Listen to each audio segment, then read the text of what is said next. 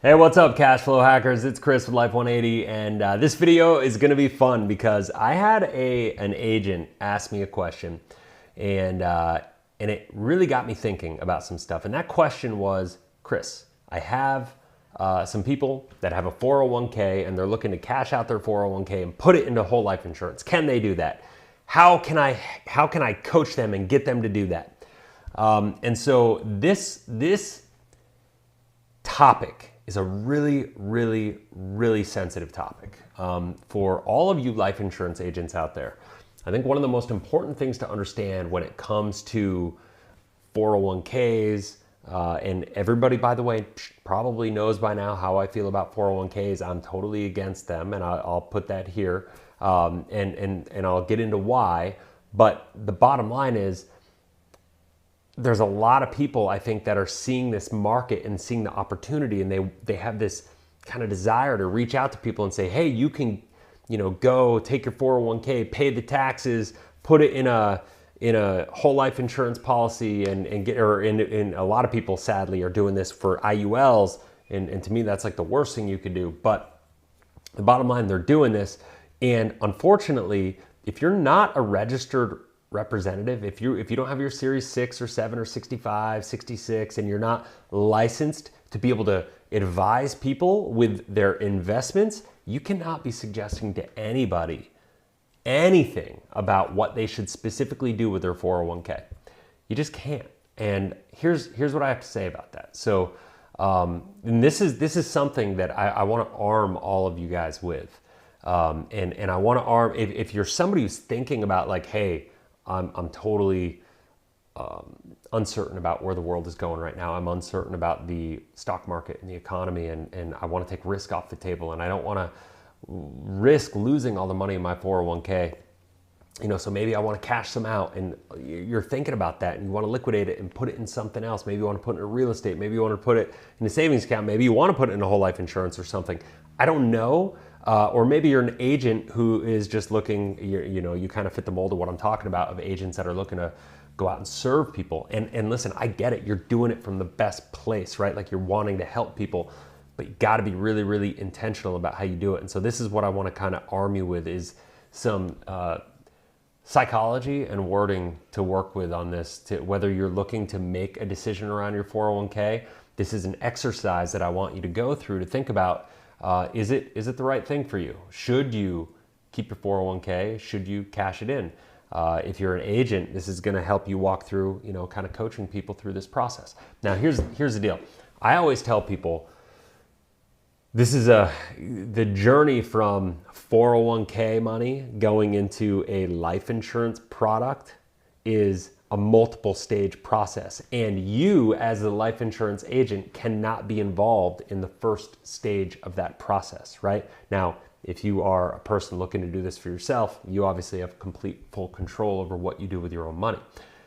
Now, let's assume that I'm talking now just to a prospect, like, and you are somebody who's looking to implement this in your own life. You have a 401k, maybe you got a couple $100,000 in a 401k, and you're trying to figure out how to take risk off the table, and you don't know what to do. Well, you don't know if it's right for you, and maybe you're thinking about putting your money in a whole life policy. My comment to you would be, all right, let's take a step back. Let's not even think about whole life insurance. Let's not think about life insurance in general. Let's just think about, is a 401k right for you first and foremost? Because that has to be decided. And I think a lot of people are making these decisions emotionally about, like, I need to just do all this because I'm looking at the media and I'm watching Fox News or CNN or whatever, and it looks like the sky is falling. Look at the war in Ukraine, look at all these things that are happening. I want to avoid all that at all, if at all possible, right? And so my conversation with you is going to be like this. It's going to be like, listen, my biggest belief when it comes to our money is that we need to have control of our money. My second biggest belief, and probably, actually, I probably would say control is number two. Number one is your money has to be in alignment with your values and your beliefs, right? So my question and my challenge to you would be, what do you value in life? And for me, control is a huge value. That's why I put it up there. I also, what are my beliefs? What do I believe about the world? What do I believe about where things are going? Because I got news for you. Like, Life doesn't exist on a spreadsheet. I could show you spreadsheets until I'm blue in the face, until the end of the world, and they can look a certain way, but then life happens. Like, economic downturns happen.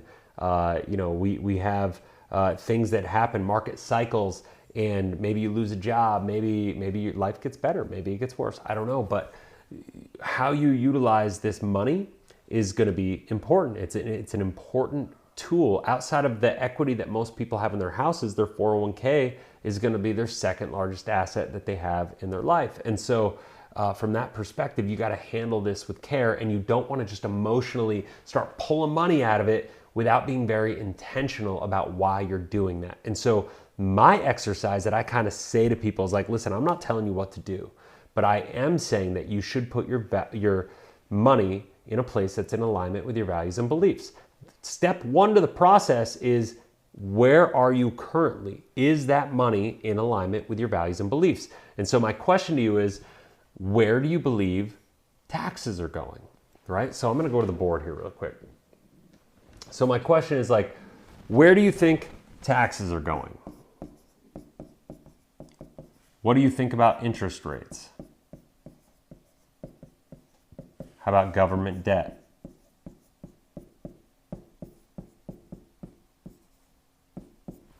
What do you think about market risk?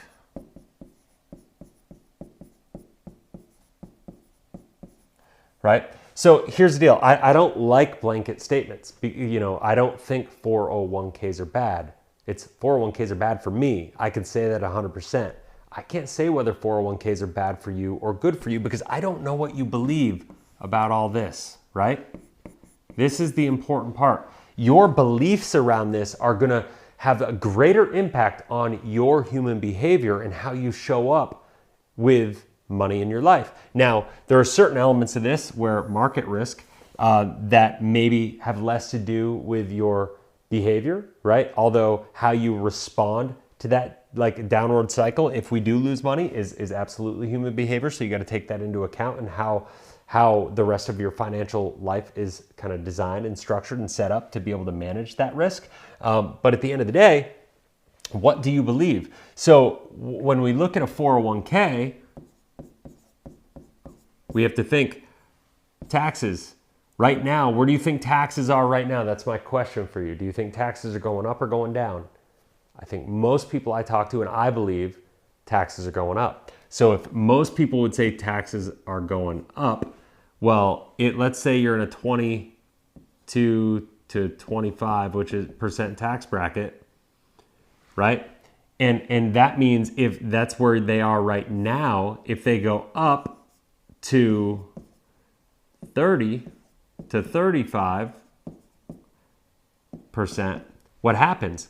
Now, basically the government, if you had $100,000 in an account right there, and you go from 25 to 35,000, or 25 to 35%, that means that's 10% extra the government's able to take. That's $10,000 out of this $100,000 that the government just gets to take away from you, right? So you have to realize there is taxation risk with where we are.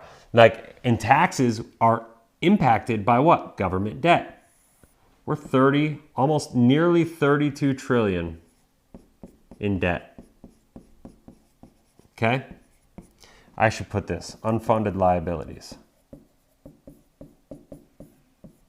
Medicare, Medicaid, liabilities. Right? 172 trillion. So here's the deal. If you believe that these things are not a big deal, and believe me, I know it sounds crazy to me, but I talk to a lot of people that would look at these numbers and they go, it's just the way life is. Inflation is part of the game. I'm not worried about, that's another one, inflation. I'm not worried about inflation. It's just part of the cycle. I'm not worried about what interest rates do. I'm not worried about all these different variables. Everything's going to be fine. I think the government's got it under control. I trust them. They're good. Well, then guess what? A 401k is probably a great place for you for your money. But if you are worried about the government debt, if you're worried about unfunded liabilities, if you're worried about inflation, because ultimately, what do these things have? It all comes down to what? Taxes. Because what are 401ks? 401ks are a tax-deferred vehicle that when you put your money in them, the government now controls.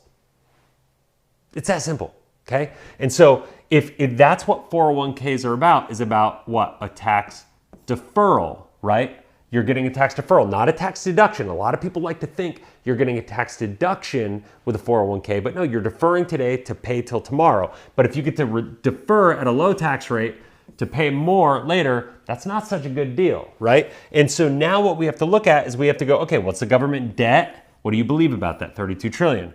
All right. We have market risk. Okay, that's going to be there in any investment. So that, okay, but do we need to take some of that risk off the table and get it in a more secure spot where we can't lose that money? That's something you have to contemplate, right? Unfunded liabilities, 172 trillion. That's pretty crazy. Inflation, interest rates going up. At the end of the day, what does this do? The debt and the unfunded liabilities, these are liabilities, right? That's what those are. This is a problem, okay, that we have to pay for. How do they pay for it? They pay for it with taxes, okay? What is the cost of this debt? With 32 trillion that we are responsible for paying every year, every time the interest rates go up, that makes it cost more to service this debt, to pay the interest on this debt.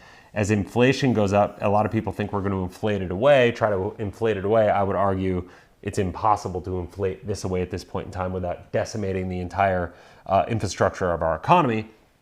But what happens is, as interest rates go up, that puts more stress on servicing this debt, which means they have to raise taxes just to manage it. So it would, and this is the other thing, a lot of people don't realize we're at the lowest all-time tax rate that we've ever been at since the institution of the Federal Reserve in 1913. We are at the lowest tax rate that we've ever been in, and a lot of people are arguing that taxes need to go down. Taxes can't go down, they have to go up. So when we look at where we are right now from a full spectrum view, you start to realize, like for me, when I go, okay, are 401ks good? They may be good for you, it depends on what you believe, but if you're worried about this stuff, I would argue 401ks are not the place for you to keep your money. And I would argue that you have to keep your money someplace that you have more control of, that you can take that risk off the table. But once again, it's not, hey, move it from here to here. It's, hey, is what I'm doing currently in alignment with my values and beliefs? If the answer is yes, keep doing it. If the answer is no, then you have to make a shift. And then you make that shift, you make that change. And then what you do is you go into this and then you go, okay, I got my 100K, and you take it and you go and you say, okay, it's worth paying the 10% penalty, right? It's worth paying the whatever taxes, right? It's worth doing that, right? It's worth paying whatever, maybe you're paying 25% all in, 35% all in on this. But at the end of the day, you're not getting out of taxes on that $100,000, right? Like you're not avoiding that. The only real downside is 10% penalty, right? That is the downside to liquidating that. You have to make that decision of, is all of this risk enough to pay 10% to control whatever portion of this $100,000 is yours currently, right? And I would say just the taxation risk alone, in my opinion, that's why I would not put my money there. And that's why, to me, this makes sense. I don't know what it makes sense to you, right? And this is why it's really important to understand that, right? And so when I look at this, I go, okay, if that's where I'm coming from, am I willing to pay that penalty to control that money? Maybe out of the $100,000, I have to pay $10,000 of penalty and 20% in taxes. That's $30,000. So out of the 100, I walk with 70,000. Maybe that's the case. Is that worth it to me? Well, that's up to you. Well, but the answer is, if you had 100 and you're in a 20% tax bracket, you're really only walking with 80 anyway. You're just losing, it's only 10. A lot of people are like, I don't want to give up 30,000, right? Well, you're giving up a good portion of that anyway. So you have to really think about that. Now, then it goes, okay, I've got whatever amount of money that you have. Let's just call it 70,000. Now it's like, okay, you got that $70,000. What do you need that $70,000 to do for you, right? And what do you want that money to do for you? The answer to that is going to dictate what is the best place to put your money, right? Like and this is a big thing for life insurance agents, because I think a lot of them are out there trying to say you should just go from here to here, right? Go from 401k, put it in an IUL, right? And I see this all the time, which is sad to me. Put it from a 401k to a whole life policy. Can't do that. First of all, most life insurance agents aren't registered to do both and to be giving that advice, and they shouldn't be doing that. And so secondly, I just think it's not fully serving you understanding, making sure that your money is in alignment with your values and beliefs, right? Like, and making sure that you're doing everything you need to do to control your money in a way that's in alignment with your goals and objectives, right? And so when you control this and you make that decision, if you make that decision and you have control of that money, and then you decide, okay, I've got this 70,000, I've got this pile of money, whatever it is, and here's what I want to do with it. This is what I need it to do for me. I need it to, a certain percentage of it to be guaranteed. Maybe you need to get some income out of it. Maybe you want to be able to invest some of it, depending on where you are in life. Some people are looking to liquidate 401ks and they come to the realization when they're 35, and some of them are 65, right? Or 50. I guess if you're over 59 and a half, you don't have to pay the penalty. So that makes the decision a lot easier. But if you're like, maybe you're 55 and you're just trying to figure out what to do. And so once again, I just encourage everybody to really think about what I just put on this board. Is a 401k, does it make sense to cash it out and put it into whole life insurance? The answer is, I'm not going to give you the answer, right? Like the answer is you have to kind of come up to that conclusion on your own. And you know, any life agent that tells you you should do this or you should do that, I would encourage you to really think hard about, you know, what their perspective is and if they're really coming at it through this lens. And I think the only way to truly serve you and what your goals and objectives are to like look at this, because your goals and objectives are obviously, hopefully, going to be in alignment with your values and your beliefs, right? And I think if you start looking about how these different impacts about, you know, the taxes, the interest rates, the government debt, the unfunded liabilities, the market risk, the inflation risk, all these different things that come into play that are outside of your control, but obviously have an impact on everything, and you have beliefs around them. I hope, you know, that you can make decisions around that articulately, effectively. You're an adult. You can make decisions what's best in your life.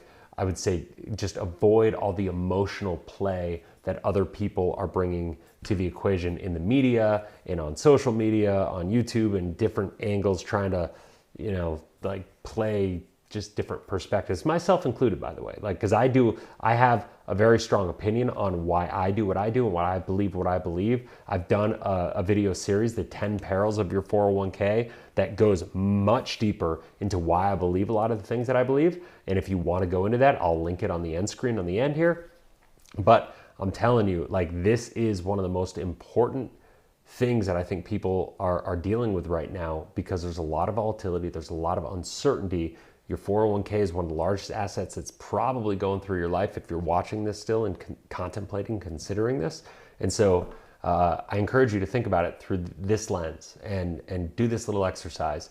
Figure out what you believe, where your values are, and, you know, let that be the driving force with what you do with your money. And if you do that, I can pretty much guarantee you that you're always going to come out ahead, right? Because money is just a tool. Money is just a measuring, like a scoreboard of success based on what we're trying to achieve in our own lives, right? Like you have to look at it through that lens. So anyway, hope you found value in this. If you did, please like it, share it, get it out there with people. If you haven't already, subscribe, hit the bell, that way you're notified. If you have any questions, comment in the comment section below. I'll do my best to engage with every single one. Until next video, have a blessed, inspirational day. We'll talk soon. See ya.